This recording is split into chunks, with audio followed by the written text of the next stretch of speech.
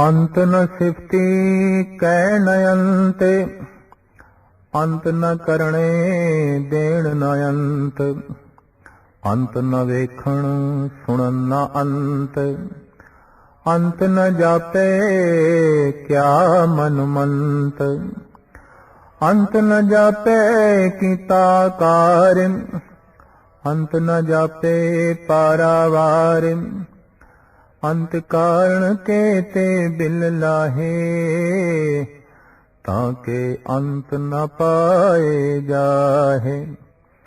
एहो अंत न जाने कोए, बहुता कहिए बहुता होए, वड्डा साहिब ऊंचा थाओ, ऊंचे ऊपर ऊंचा नाओ। ए वडे ऊंचा होवे कोए, तिस ऊंचे को जाने सोए। जेवड़ आप जाने आप आप, नानक नदरी करमी दात। मनुख दा मन कादर करीम ने इस ढंग दा बनाया है कि ਇਹ हर चीज ਦਾ अंत पाना ਚਾਹੁੰਦਾ है। अंत तो मुराद हर चीज ਨੂੰ अपनी पकड़ ਵਿੱਚ ਲੈਣਾ ਚਾਹੁੰਦਾ है। संसार ਦੀ पकड़ ਤੋਂ ਬਾਅਦ ਮਨੁੱਖ ਦੇ ਅੰਦਰ ਕਰਤਾਰ ਦੀ ਪਕੜ ਦਾ ਭਾਵ ਖਿਆਲ ਪੈਦਾ ਹੁੰਦਾ ਹੈ। ਲਿਹਾਜ਼ਾ ਇਹ ਮਨੁੱਖ ਦੀਆਂ ਸੁਭਾਵਿਕ ਰੁਚੀਆਂ ਨੇ ਔਰ ਇਹ ਰੁਚੀਆਂ ਅੰਤਿਮ ਸਮੇਂ ਤੱਕ ਮਨੁੱਖ ਦੇ ਨਾਲ ਰਹਿੰਦੀਆਂ ਨੇ ਔਰ ਇਹ ਹਰ ਚੀਜ਼ ਦਾ ਅੰਤ ਪਾਉਣ ਲਈ ਹਰ ਵਕਤ ਤਤਪਰ ਰਹਿੰਦਾ ਹੈ। ਪਰ ਪਰਿਪੂਰਨ ਪਰਮਾਤਮਾ ਦਾ ਅੰਤ ਪਾਣਾ ਉਸ ਲਈ ਬੇਅੰਤ ਸ਼ਕਤੀ ਚਾਹੀਦੀ ਹੈ। ਬੇਅੰਤ ਕਥਨ ਸ਼ਕਤੀ, ਬੇਅੰਤ ਵੇਖਣ ਸ਼ਕਤੀ, ਬੇਅੰਤ ਸੁਣਨ ਸ਼ਕਤੀ, ਬੇਅੰਤ ਸੋਚਣ ਸ਼ਕਤੀ। ਜਦ ਕਿ ਮਨੁੱਖ ਦੇ ਕੋਲ ਜਿੰਨੇ ਗਿਆਨ ਇੰਦਰੇ ਨੇ ਇਹਨਾਂ ਦੀ ਸੀਮਾ ਹੈ। ਅਸੀਂ ਆਪਣੀ ਜ਼ਬਾਨ ਨਾਲ ਕਿਸੇ ਖਾਸ ਦੂਰੀ ਤੱਕ ਹੀ ਆਵਾਜ਼ ਪਹੁੰਚਾ ਸਕਦੇ ਹਾਂ, ਉਸ ਤੋਂ ਅੱਗੇ ਨਹੀਂ। ਉਸ ਤੋਂ ਅੱਗੇ ਪਹੁੰਚਾਉਣ ਲਈ ਸਾਨੂੰ ਤਰ੍ਹਾਂ ਤਰ੍ਹਾਂ ਦੇ ਉਪਕਰਨ ਇਸਤੇਮਾਲ ਕਰਨੇ ਪੈਂਦੇ।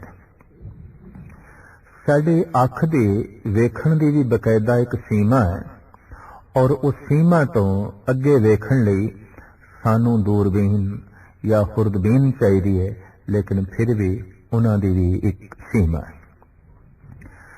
ਸਾਡੇ ਕੰਨਾਂ ਦੇ ਸੁਣਨ ਦੀ ਸ਼ਕਤੀ ਵੀ ਸੀਮਤ ਹੈ।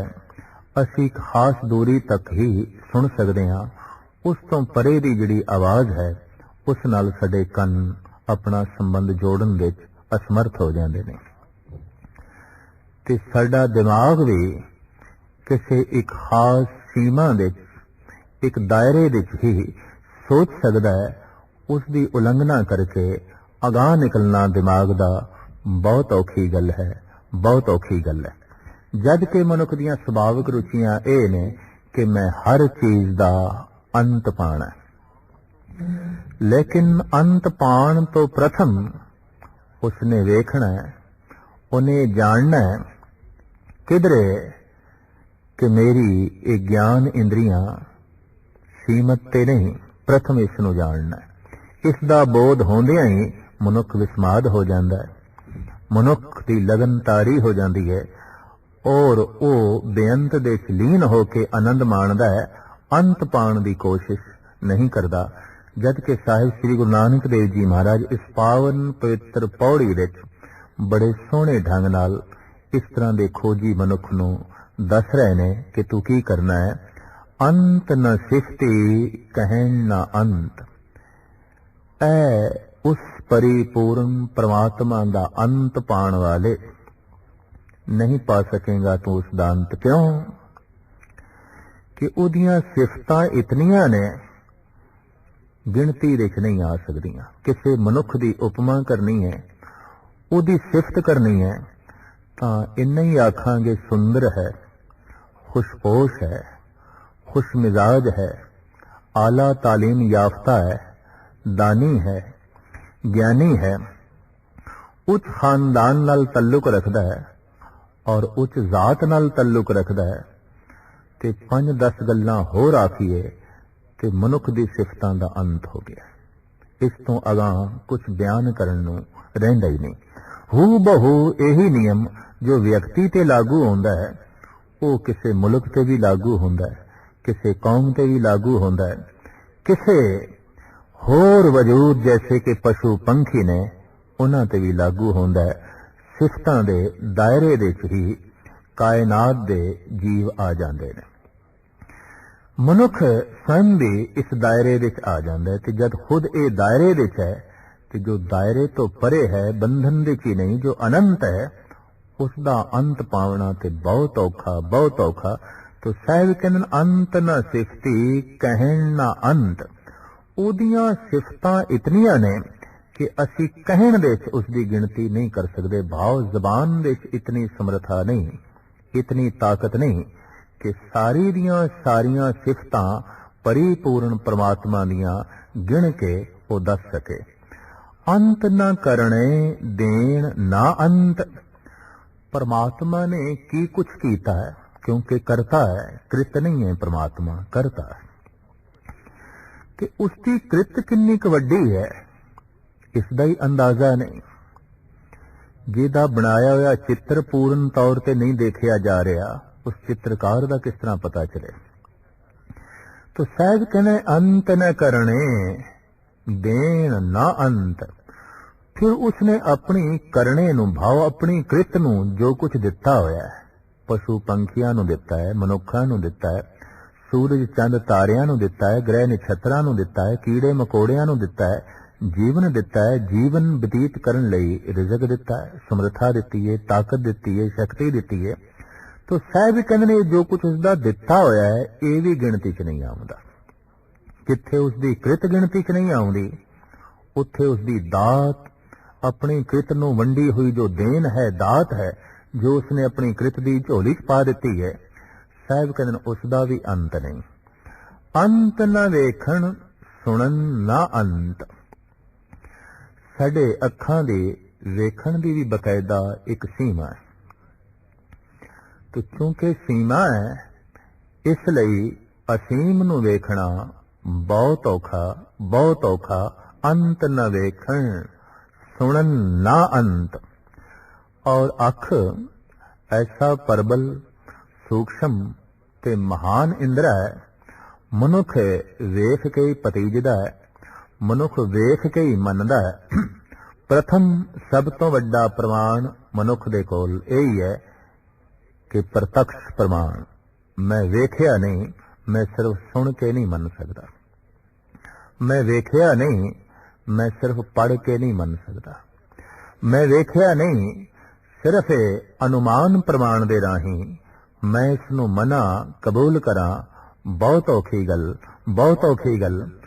लिहाजा मनुख दे कोल जो सुभाविक रुचि है वो ये वेखना चाहता है ते वेख के ही मनदा है। पर हुण कौन दसे इस अख दे विच कि पूर्ण रूप दे सूरज नूं वेखण दी भी समर्था नहीं। शिखर दुपहरी ते चढ़िया होया होवे सूरज ते उसदी तरफ एक टिक्की बन के वेखना बहुत औखा है। और आम सियाणे कहंदे ने कि सिद्धे सूरज नूं वेखण नाल मनुख दीयां अखां झुलस सकदियां ने, कमजोर हो सकदियां ने, निगाह ते असर पै सकदा। कारण कि मनुख दी रोशनी नूं बर्दाश्त करन दी सीमा तो ज्यादा रोशनी है सूरज दे ते अख दे च इतनी रोशनी नूं वेखण दी समर्था नहीं है। एक सूरज नूं वेखण दी पूर्ण रूप दे समर्था नहीं है। ते परमात्मा उते करोड़ां सूरजां वर्गा है। ये अख वेखे ते किस तरह वेखे ये गल वखरी है कि आद काल तो भगत जन हट करदे आए ने वेखना है। कहंदे ने अर्जन ने भी श्री कृष्ण दे अगों यही प्रार्थना की, तुसी अपना मैनू विराट रूप दिखाओ, पूर्ण रूप दिखाओ। पर श्री कृष्ण कहन लगे तेरी अजे तैयारी नहीं, जे मैं दिखाया भी तू वेख नहीं सकेगा। ਹੂ ਬਹੂ ਇਸੇ ਤਰੀਕੇ ਦਾ ਹੱਥ ਕੋਹਤੂਰ ਦੇ ਉੱਤੇ ਬੈਠ ਕੇ ਕਿਸ ਵਕਤ ਹਜ਼ਰਤ ਮੂਸਾ ਨੇ ਕੀਤਾ ਸੀ। ਐ ਖੁਦਾ, ਤੂੰ ਆਪਣਾ ਪੂਰਨ ਜਲਵਾ ਮੈਨੂੰ ਦਿਖਾ। ਕਿ ਖੁਦਾ ਦੀ ਤਰਫੋਂ ਜੋ ਇਲਹਾਮ ਹੋਇਆ ਉਹ ਇਹ, ਮੂਸਾ ਤੇਰੀ ਅੱਖਾਂ ਵਿੱਚ ਤਾਬ ਨਹੀਂ ਵੇਖ ਸਕੇਗਾ, ਮੇਰਾ ਜਲਵਾ ਨਹੀਂ ਵੇਖ ਸਕੇਗਾ। ਲਿਹਾਜ਼ਾ ਜਿੰਨੀ ਤੂੰ ਝਲਕ ਵੇਖ ਰਿਹਾ ਹੈ ਇੰਨਾ ਹੀ ਕਾਫੀ ਹੈ। ਇੱਕ ਮਾਸੂਮ ਬੱਚਾ ਆਪਣੇ ਕਮਰੇ 'ਚ ਬੈਠਾ ਹੈ, ਸੂਰਜ ਦੀ ਕਿਰਨ ਕਮਰੇ ਵਿੱਚ ਪ੍ਰਵੇਸ਼ ਕਰ ਗਈ ਹੈ, ਥੋੜੀ ਜਿਹਾ ਧੁੱਪ ਦੀ ਝਲਕ ਪੈ ਰਹੀ ਹੈ ਤੇ ਹੁਣ ਬੱਚਾ ਹੱਟ ਕਰੇ, ਇਹ ਸਾਰੇ ਦਾ ਸਾਰਾ ਸੂਰਜ ਮੇਰੇ ਕਮਰੇ 'ਚ ਆਉਣਾ ਚਾਹੀਦਾ। ਇਸ ਸੂਰਜ ਨੂੰ ਮੈਂ ਆਪਣੇ ਘਰ ਦੇ ਇਸ ਕਮਰੇ ਦੇ ਸੋਫੇ ਤੇ ਬਿਠਾਣਾ ਹੈ। ਇਹ ਬੱਚੇ ਦਾ ਨਾਦਾਨ ਹੱਟ ਹੋਵੇਗਾ। ਸੂਰਜ ਇਤਨਾ ਮਹਾਨ ਇਸ ਕਮਰੇ 'ਚ ਆਵੇ ਤੇ ਕਿਸ ਤਰ੍ਹਾਂ ਆਵੇ, ਤੇ ਅੱਖ ਉਸ ਨੂੰ ਅਗਰ ਦੂਰੀ ਤੋਂ ਵੀ ਵੇਖੇ ਤੇ ਪੂਰਨ ਰੂਪ ਦੇ ਕਾਫੀ ਦੇਰ ਤੱਕ ਵੇਖਣਾ ਬਹੁਤ ਔਖਾ ਹੈ, ਬਹੁਤ ਔਖਾ ਹੈ। तो कहने खुदा दी तरफों अलहाम होया, मूसा मेरा पूर्ण जलवा तू नहीं वेख सकेगा।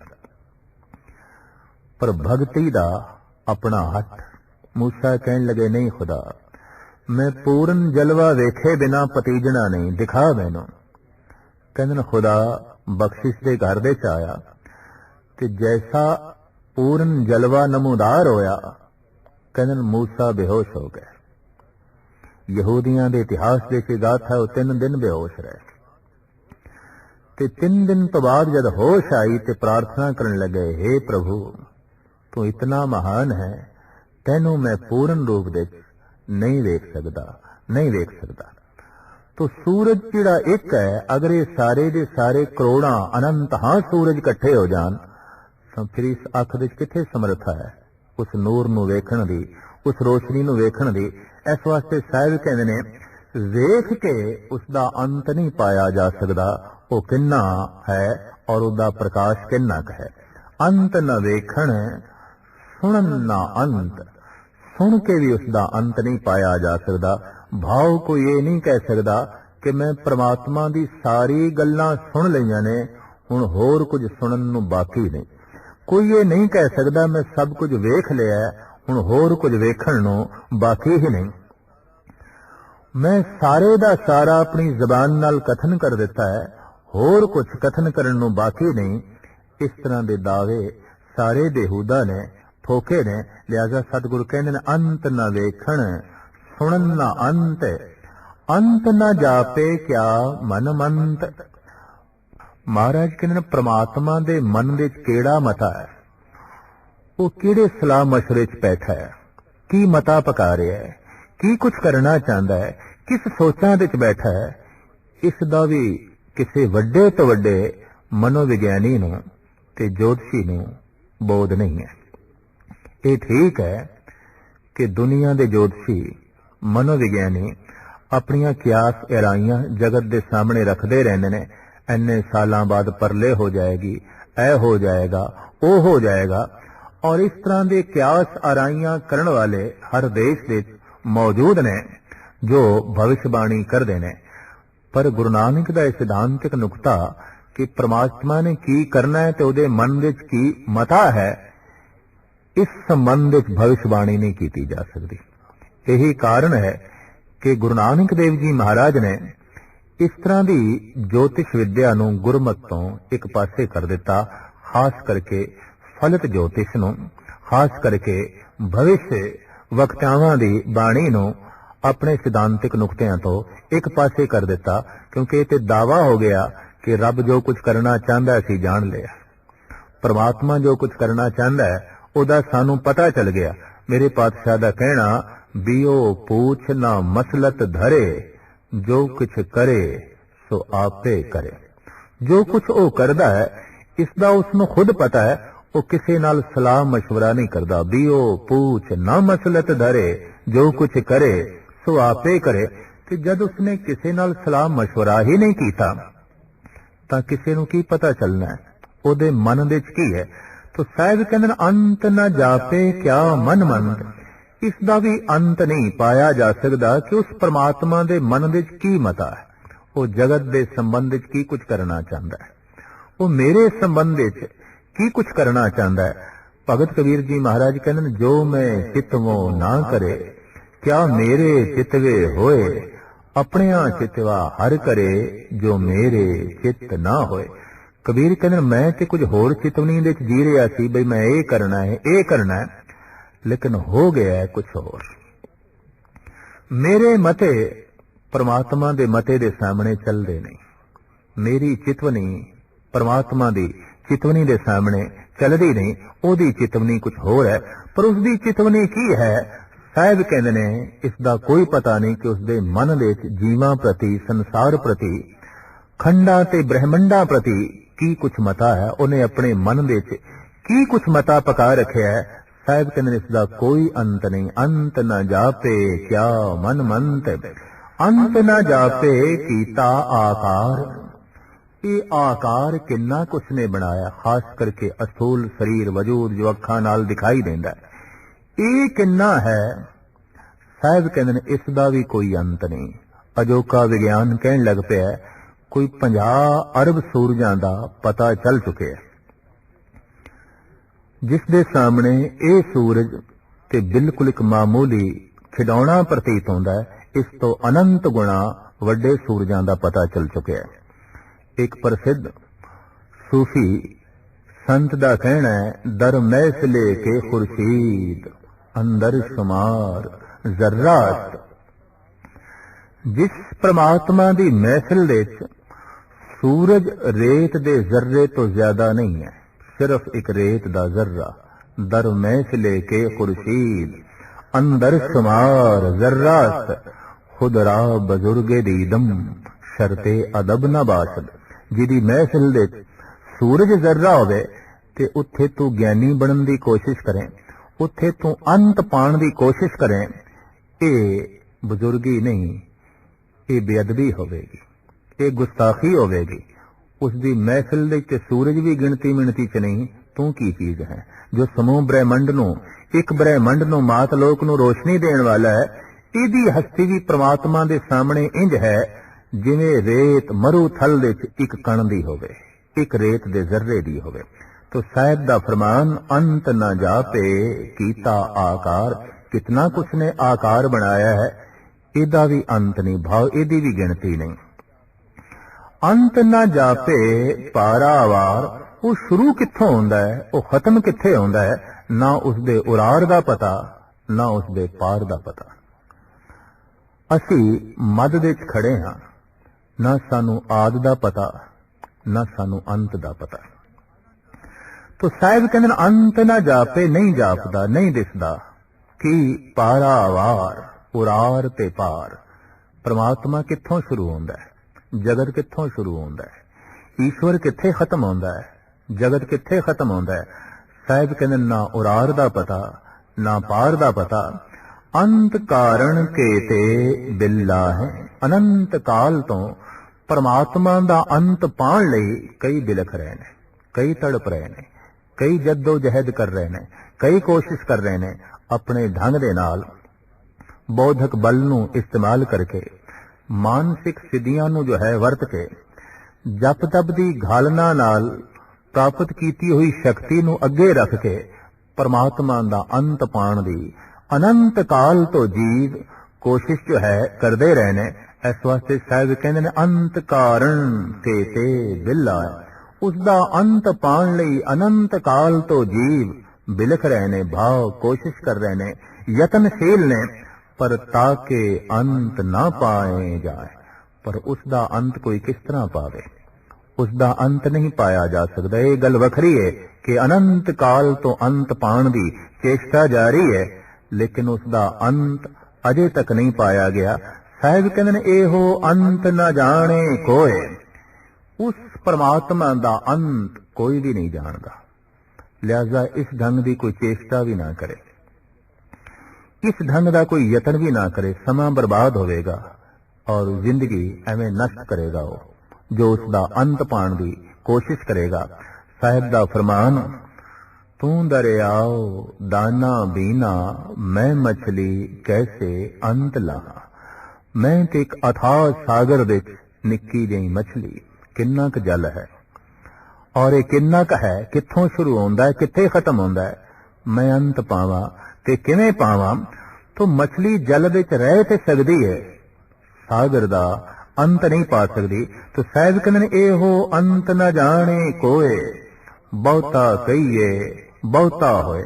जे उस परमात्मा नूं आखिए बहुता है, बहुत वड्डा है, बहुत वड्डा है, तो अपने मन दे च काल्पनिक तौर ते जितना वड्डा मन लैंदे आ, कल्पना करदे आ होर वड्डा हो जांदा है, होर वड्डा हो जांदा है, होर वड्डा हो जांदा है, सीमा ते किधरे बनदी नहीं। भाव जिन्ना क वड्डा आखदे आ, वो वड्डा आखना भी साडा थोड़ा है, वो वड्डा आखना भी किसी हद तक एक सीमा दे दायरे च आ जांदा है। इस वास्ते साहिब कहंदे ने बहुता कहिए बहुता होए।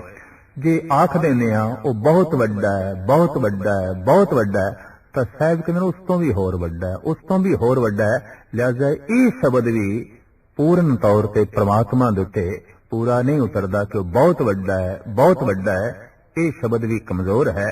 साहिब कहंदे ने बहुता कहिए बहुता होए, वड्डा साहिब ऊंचा थां। वो साहिब बहुत वड्डा है, बहुत वड्डा है, और उसका सिंहासन, उसका स्थान भी बहुत उच्चा है।